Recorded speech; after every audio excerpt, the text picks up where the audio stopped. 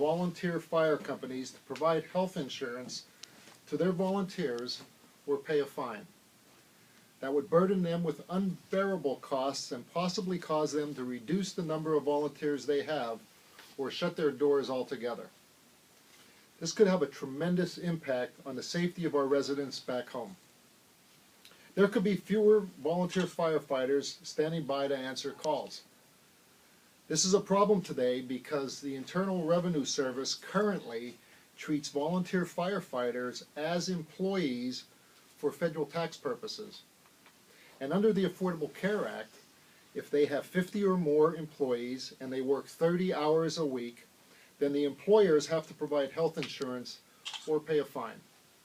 And here is a key point that I want to make. Some fire companies may hear about this and immediately think, well, we've only got 25 volunteers, so we're safe. We don't have 50. That may not necessarily put them in the clear.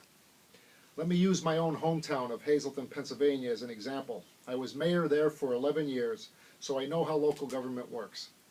Some fire companies like Hazleton are considered part of city government. Hazleton is a combined paid and volunteer company.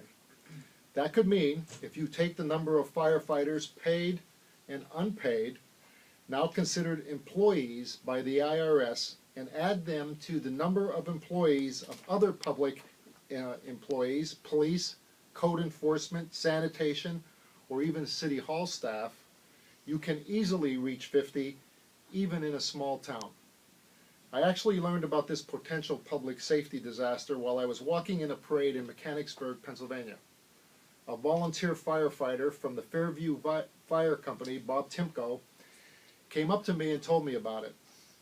As Bob was telling me this, that this is a very big deal in Pennsylvania, where 97% of our fire companies are either completely or mostly volunteers. That's fourth largest in the country.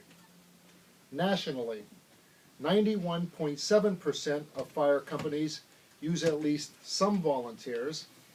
86.2% depend on all or mostly volunteers. So it's not only a big deal in Pennsylvania, it's a big deal around the country.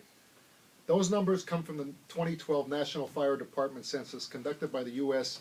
Fire Administration. So I wrote a letter to the IRS, just like many of my colleagues that are here, and asked them for clarification. To this point, as of this afternoon, we have gotten no reply from the IRS other than they are reviewing it. This should be easy to clear up for the IRS.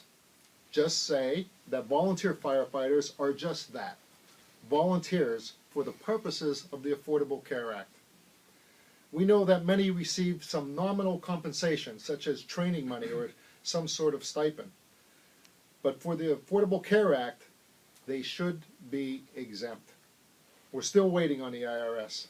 So that's why I have introduced H.R. 3685, the Protecting Volunteer Firefighters and Emergency Responders Act. The bill will specifically exempt volunteer firefighters and volunteers providing emergency medical services from the employer mandate provision of the ACA. We have 31 original co-sponsors in the House, 40 total co-sponsors, and some of them are here with me this afternoon. I don't really think that this was the intention of those who wrote the Affordable Care Act bill to hang this expense on volunteer fire companies. I was happy to learn that there is a Senate bill that is a companion to mine. The Senate bill was put forward by Senators Toomey of Pennsylvania, Collins of Maine, Manchin of West Virginia, Warner of Virginia, and King of Maine. That proves that this is a problem that needs fixing. Let's be clear about this. This wrinkle in the Affordable Care Act will not provide health care to the uninsured.